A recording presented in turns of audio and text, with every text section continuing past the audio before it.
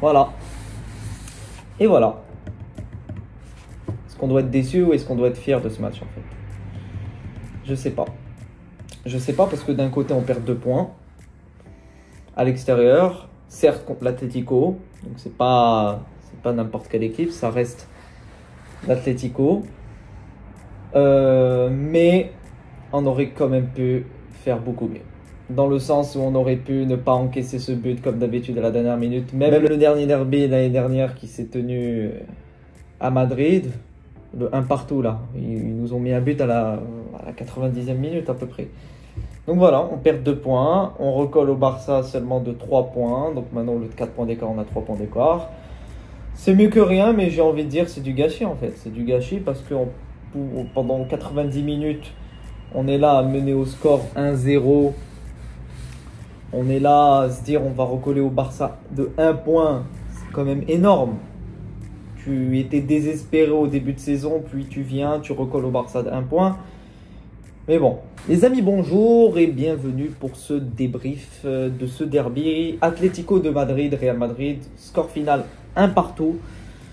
Et j'aimerais revenir sur ce match qui aura été quand même assez compliqué. Tout d'abord, ces 45 premières minutes, on a vu 2 équipes très craintives, 2 équipes qui n'osent pas, 2 équipes qui n'osent pas trop laisser d'espace pour ne pas se prendre des contre-attaques ridicules. Parce qu'on sait très bien que si le Real Madrid prenne un but contre l'Atlético, surtout à l'extérieur, bonne chance pour aller leur marquer des buts. On l'a vu ce soir, c'est très compliqué. Donc voilà, ces 45 premières minutes, j'ai vu un Real Madrid qui quand même maîtrisait le ballon, qui essayait de créer du jeu, de trouver des espaces même si on n'avait pas énormément.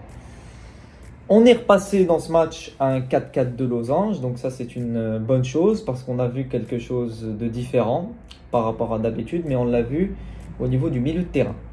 On a vu que le milieu de terrain, Bellingham, Valverde, Tchouaméni et Modric, était beaucoup plus alimenté. C'est normal, tu rajoutes un milieu.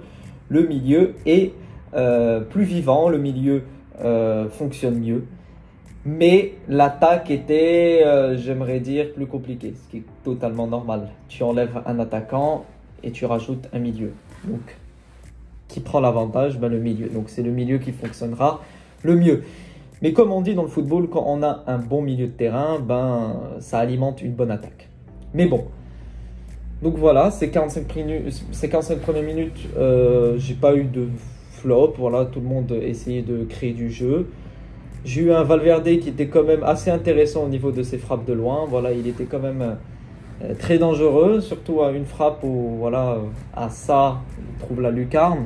Même 2 frappes, même sur un coup franc, il frôle comme ça la barre. C'est là où on se rend compte que Valverde a une sacrée patte pour tirer. Vraiment, ce type, pour frapper de loin, c'est quelque chose. Et c'est totalement le contraire d'Aurélien Tchouaméni, qui n'ose pas tirer. Aurélien tire. On sait que tu as une bonne palette de tir. Il faut tirer. Il y a un moment dans le match où je le vois. Il est en position de frappe. Il est à l'extérieur de la surface. Il est bien placé. Mais il n'ose pas. Il ose faire des passes avec un bloc de joueurs de l'Atleti devant lui. 4-5 joueurs. Mais là, je me dis, mais tente Aurélien, tente. On est à 0-0. Pourquoi pas tenter? Et tu tentes. Soit elle est déviée, soit elle n'est pas cadrée, soit elle va pour le balle au gardien. Donc voilà, pour cette première mi-temps. Deuxième mi-temps, c'était beaucoup plus compliqué dans le sens où le temps avance. Le temps avance, tu es à l'extérieur, donc ce n'est pas à ton avantage. Voilà, ce n'est pas à ton avantage et tu dois marquer. Tu dois marquer parce que le Barça a perdu des points.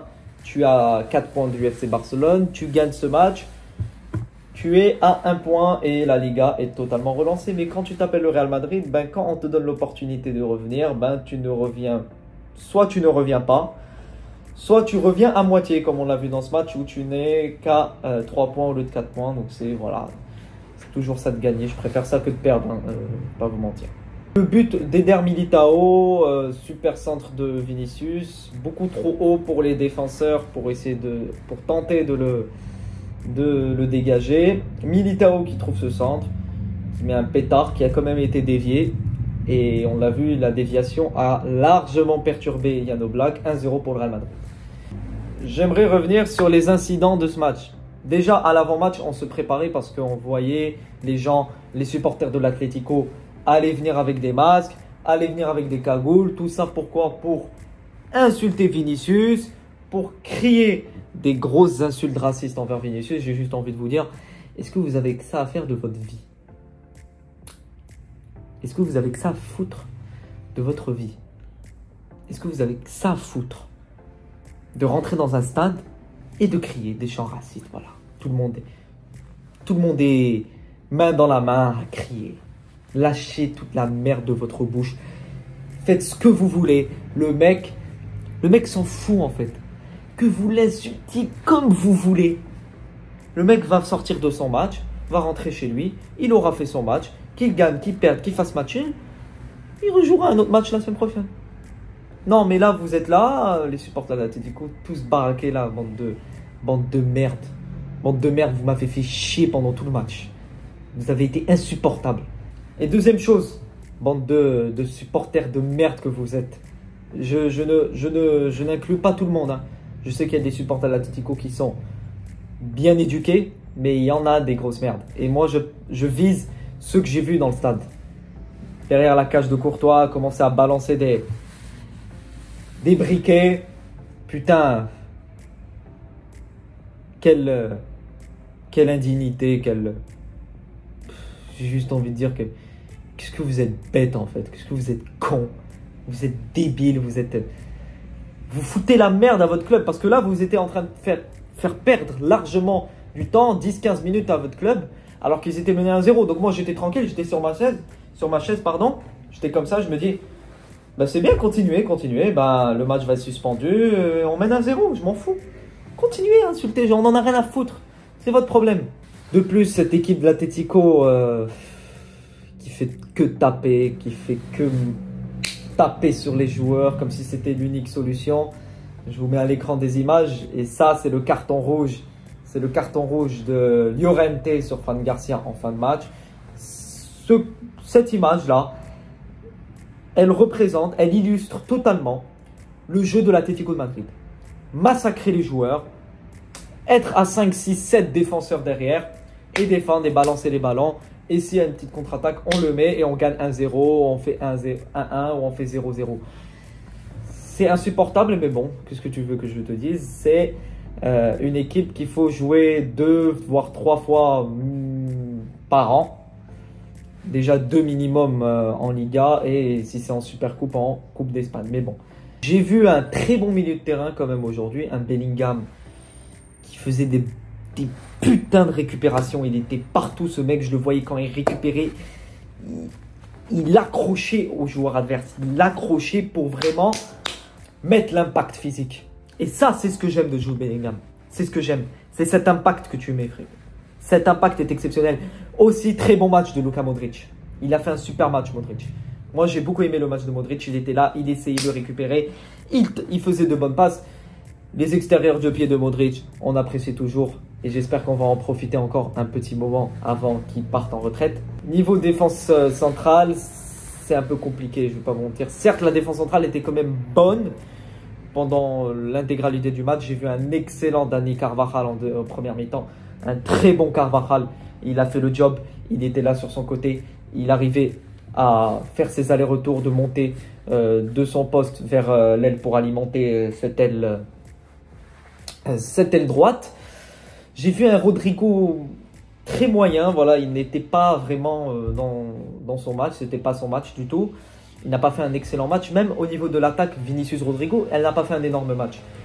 Et c'est totalement compréhensible, comme je l'ai dit depuis le début de cette vidéo. C'est le milieu qui était vraiment bien alimenté. Et quand tu as un milieu bien alimenté, bah, automatiquement, ça peut, et je dis bien ça peut, bien alimenter une attaque. J'aimerais revenir sur quelque chose qui m'agace beaucoup, et pas que depuis ce match, depuis pas mal de matchs.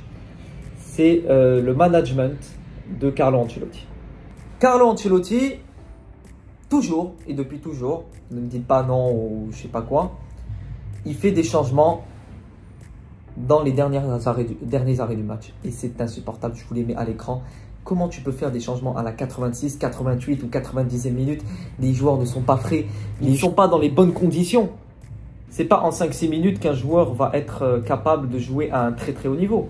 Tu dois les faire jouer 10, 15, 20, voire 30 minutes même pour que le corps s'adapte au très haut niveau, que ce soit au niveau cardiovasculaire ou que ce soit au niveau respiratoire. Le corps doit s'adapter. Un match de haut niveau, c'est pas en 5-6 minutes, sinon tu vas détruire tes joueurs. Tu vas les détruire, que ce soit en blessure, et ça ne m'étonne même pas. Le management de Carlo Ancelotti, il est catastrophique. Il est horrible, son management. On ne profite même pas des remplaçants. Quand tu as un joueur sur le banc, dis-toi que tu vas le voir 5-6 minutes dans le match. Donc voilà, pour moi, ça doit cesser, ce management. Ça doit cesser. Tu ne peux plus gérer une équipe comme ça. Tu ne peux pas gérer une équipe en les faisant rentrer 5-6 minutes. À la fin, ça ne marche pas toujours. On l'a vu avec Rosselló, certes contre le Bayern Munich l'année dernière, il le fait rentrer dans les arrêts de jeu. On l'a vu avec Rodrigo contre Manchester City à la victoire 3-1 en 2022. Mais ça ne marche pas toujours. Tu ne vas pas faire ça à tous les matchs. Tu ne peux pas faire ça tous les matchs. Tu es en train de tuer tes joueurs, tu es en train de tuer tes remplaçants. Tu as des joueurs qui auront des envies de départ. Et je pense par exemple à des Hendrick, à des Arda Güler, qui sont tellement forts et qui n'ont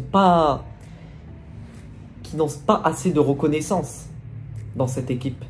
Il n'y a pas de méritocratie au Real Madrid. Il n'y a pas de méritocratie. Ancelotti, et ça depuis toujours, quand il a une idée en tête, il va la garder. Quoi qu'il en coûte. Quoi qu'il en coûte. Donc, s'il a son schéma de jeu en tête, ses joueurs en tête, il fera tout pour ne pas les changer. Il fera tout pour que la composition reste la même pendant toute la saison. Et c'est comme ça ne changera pas. Bref, ce match voilà, compliqué. Je dirais que c'est quand même un gâchis de laisser 2 points comme ça filer dans le vent, alors que tu as Barcelone hier qui perd 3 points. Et au lieu d'en profiter pleinement, tu es à 1-0 et dans les derniers arrêts de jeu, but de Correa. Ça fait vraiment chier en fait. Ça fait chier. Mais bon. Donc voilà, il y a encore quand même pas mal de matchs à jouer. La saison est encore très longue. La Ligue des Champions va prendre sa place. C'est là où on verra si les équipes s'adapteront et seront vraiment à un très bon rythme, au très très haut niveau. Donc moi, je n'ai pas peur. Voilà, je n'ai pas peur. On est à 3 points du FC Barcelone. Il y a encore un Classico qui va venir. La balle est dans notre camp. On ne peut qu'être compétitif. On ne peut qu'être bon pour rattraper le FC Barcelone. Et j'en suis convaincu que si le Real Madrid garde les pieds sur terre et est concentré pendant tous les prochains matchs, ils peuvent quand même gratter encore des points sur le FC Barcelone. Donc voilà, merci d'avoir suivi ce débrief. N'hésitez pas à me dire ce que vous en pensez de ce match dans les commentaires, ce que vous pensez du futur de cette saison pour le Real Madrid. Je verrai la plupart des commentaires. Merci à toutes et à tous et à la Madrid.